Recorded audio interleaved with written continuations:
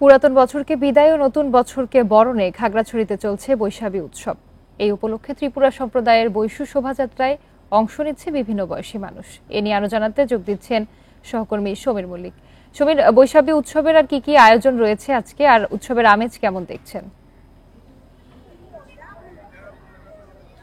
দেখুন, পাহাড়ের যে প্রধান সামাজিক উৎসব রয়েছে বৈশাখী, এখানে চাকমাদের বিজু, মারমাদের সাংরা এবং ত্রিপুরাদের বৈশু, এই তিনটার উৎসবকে কিন্তু একসাথে বৈশাখী বলা হয়। আমরা এই মুহূর্তে রয়েছি খাগড়াছড়ি জেলা শহরের টাউন হলে। আপনি আমার পেছনে দেখতে পাচ্ছেন এখানে যে ত্রিপুরা সম্প্রদায়ের বিভিন্ন গোষ্ঠীর যে তাদের নাম নিয়ে কিন্তু এখানে ত্রিপুরা যারা তরুণী রয়েছে তারা কিন্তু সেখানে উপস্থিত হয়েছে।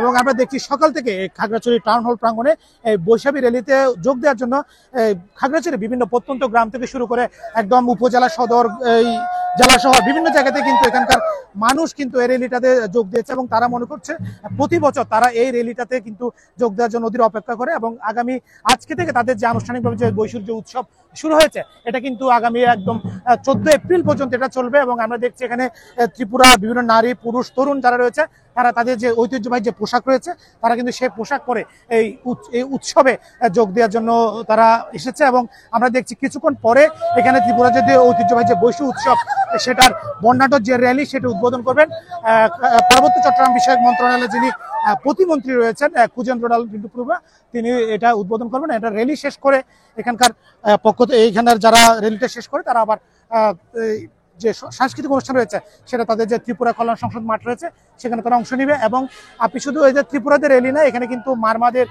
এবং যে চাকমাদের যে উৎসব রয়েছে সেটা কিন্তু কয়েকদিন পরে অর্থাৎ 12ই এপ্রিল চেঙ্গি নদীতে ফুল বাসানোর মধ্য দিয়ে কিন্তু সেটা তারা শুরু করবে এবং আগামী 15 এপ্রিল পর্যন্ত পাহাড়ের যে আয়োজন সেটা চলতে থাকবে।